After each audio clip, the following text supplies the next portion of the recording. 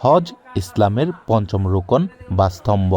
মুমিন বান্দার প্রতি মহান আল্লাহর বিশেষ অনুগ্রহ এই যে তিনি তাকে এমন কিছুই ইবাদত দান করেছেন যা দ্বারা বান্দা তার রুহানি তারকি কলবের সুখন ও প্রশান্তি এবং দুনিয়া আখিরাতের খায়ের ও বরকত লাভ করে থাকে।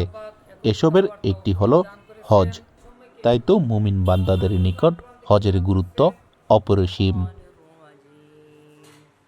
ব্রাহ্মণবাড়িয়ার বাঞ্ছারামপুরে হজ সম্পর্কিত প্রশিক্ষণ ও হজ যাত্রীদের সেবা দেওয়ার লক্ষ্যে দীর্ঘ ৮ বছর যাবৎ সুনামের সাথে হজ কাফেলার সেবা করে যাচ্ছেন মাওলানা আব্দুল ওহাব। হজযাত্রীদের ভোগান্তিমুক্ত হজ বিষয়ক সকল প্রশিক্ষণ দেয়া শেষে সওয়াবের নিয়তে আব্দুল ওহাব হজ কাফেলার মাধ্যমে হজ সফরে নিয়ে যাচ্ছেন বাঞ্ছারামপুর সহ বিভিন্ন এলাকার হজযাত্রীদের।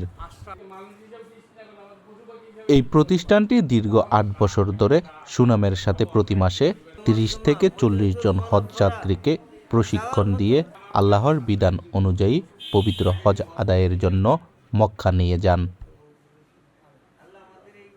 হজ বিষয়ক নানা বিষয়বস্তু, আব্দুল ওহাব হজ কাফেলার সুযোগ সুবিধা সহ নানা সম্পর্কিত তথ্য তুলে ধরতে সম্প্রতি বাঞ্ছারামপুরে প্রতিষ্ঠানটি এক আলোচনা সভার আয়োজন করেন।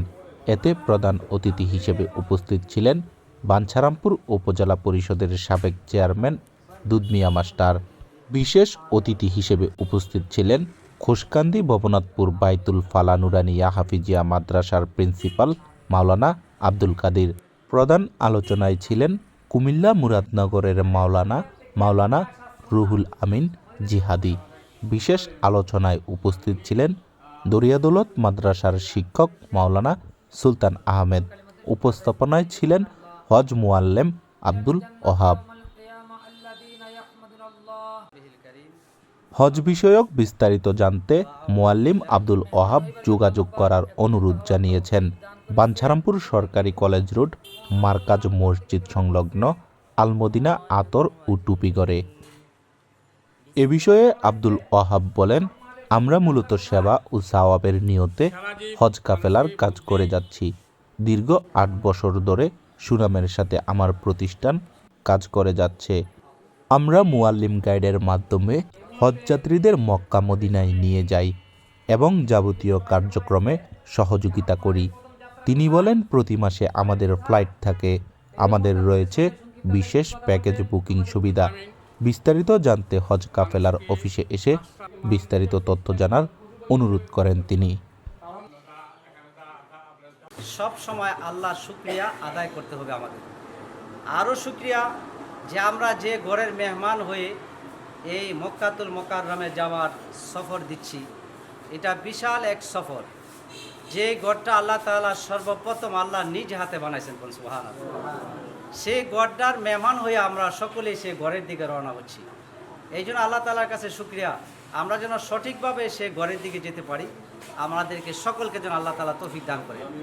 এই হজের কাছাকাছি এবং পাশাপাশি অনেক আল্লাহ তাআলার নিদর্শন রয়েছে।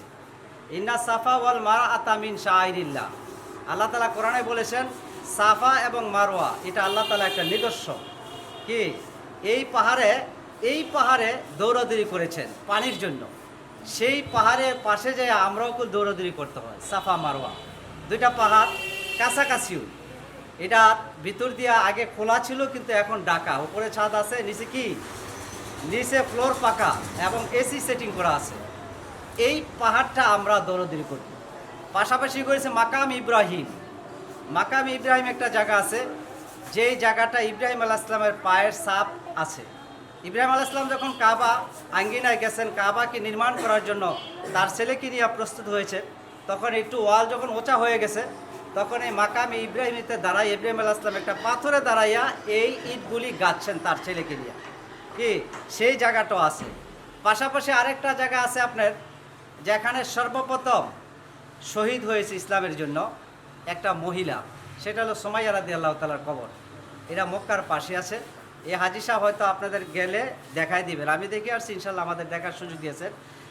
এই সর্বপ্রথম যিনি শহীদ হয়েছেন সুমাইয়া রাদিয়াল্লাহু তাআলা আনহা, তিনি আবু জেহেল নবীজির চাচার হাতে শহীদ হয়েছেন এবং তাকে নির্মমভাবে হত্যা করেছেন, নির্মমভাবে হত্যা করেছেন।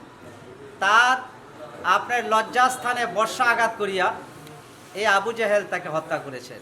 ইসলামের ইতিহাস এবং বিভিন্ন কিতাবে তার নাম আছে, কিয়ামত পর্যন্ত তার নাম থাকবে। যারা হাজিরা যান এই সুমাইয়া রাদিয়াল্লাহু তাআলা আনহার কবরটা সকলে দেখার চেষ্টা করবেন। এটা মক্কার পাশে আছে। মক্কার পাশে আরও আছে আপনার জাবালে নূর, যেই জাবালে নূরে আমাদের নবী সাল্লাল্লাহু আলাইহি ওয়াসাল্লাম সেখানে কোরআন নাজিল হয়েছে, সেখানে তিনি অবতরণ করেছেন, সেখানে তিনি অবস্থান করেছেন। আমরা সকলেই পাক্কা নিয়ত করব এবং নিয়তকে সহি শুদ্ধ করব, যাতে করে একমাত্র আল্লাহর জন্য এই হজটা আমাদের করা হয়। এই জন্য ভাই দোস্ত বুজুর্গ, আমরা সঠিকভাবে যেন এই হজের রুকনগুলি, আরকানগুলি, নিয়ম কানুনগুলি আমরা মানতে পারি, সেই তৌফিক আমাদের সকলকে দান করুন।